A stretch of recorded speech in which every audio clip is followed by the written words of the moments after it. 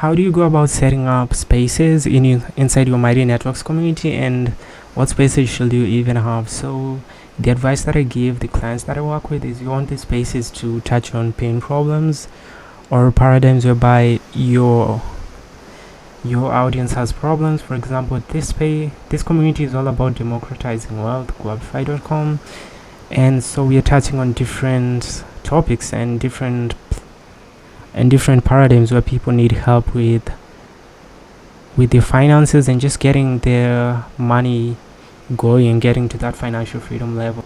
So in this network, what we have is we have the community. This I would recommend that you have, because it's where the community in general will talk about just random stuff that isn't really segmented or really specific. And then for us, we have the home ownership, because home ownership is one way to build health. We have student loans, we have investing, budgeting and saving, marriage and money, car buying, credit.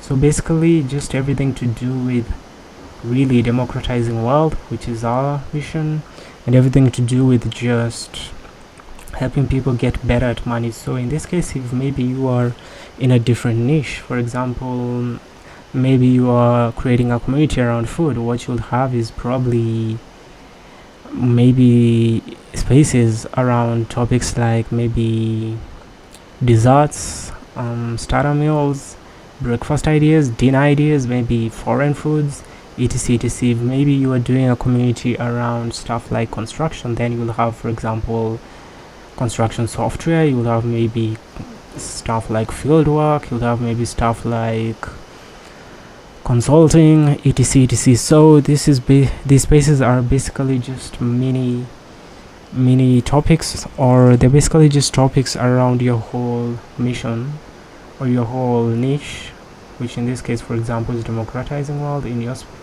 your niche. And based off what you do, you should be able to come up with these spaces here based off of common demand. So that is another thing to keep in mind when you're creating spaces.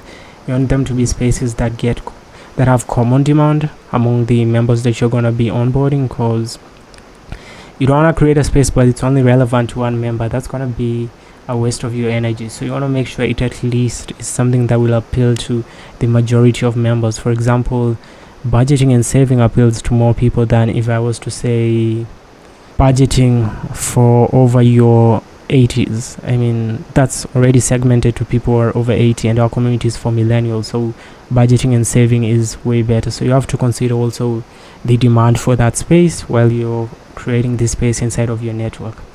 But how you go about creating a space is, first you have to have a collection. So I'll just come here, create.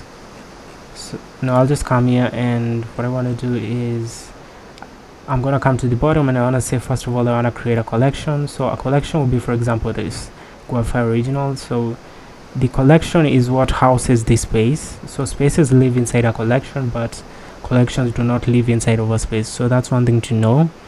For example, I have a collection here and I have a space here. So if I wanted to create a space, I'll just come to the bottom here, click on create a space, and I can choose from the template. For example, I want the chart, feed, cohort, content only course, the challenge, habit tracker, event, conference page, resource library, or build your own.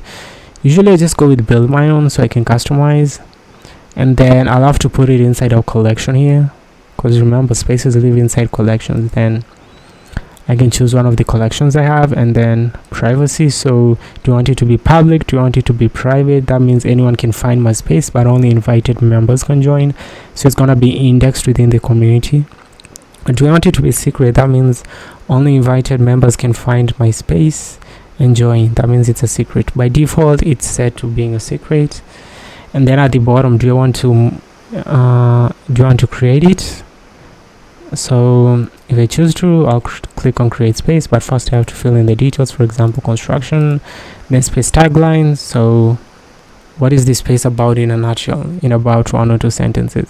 Then I'll just click on create, and this space will be created and it will be good to go.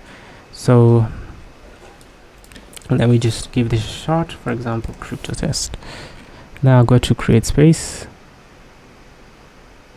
You see, crypto test has been created, and there it will ask me, do I want to include this to a plan, or do I want to create a plan with this. So get started by enabling and customizing so the features you want available in this space. So I have to choose the features, and I can choose to create a plan based off this, or I can just invite people to join, or if I want to add it to a payment plan, then that's gonna be a different thing. But for now, let me just show you how to add features to it. So if you want to add the chat feature, just come to chat and I enable it. If I want to add feed, then I come to feed and I enable it. So here is our space. By default it comes with an icon here that looks like this. So depending on the first name of the space, it's gonna have the first letter be the letter on the image. So I can change this later, but you see C for crypto, that's how it's gonna look like. And if you want to customize it, I click on the gear icon, and I can choose to have the feed, the chat. I can choose to also have members as well.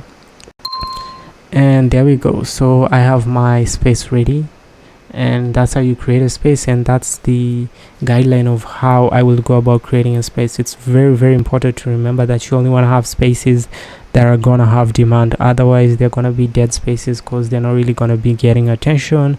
It just becomes extra clutter and it's not really useful. So those are my tips around creating spaces and how you go about it.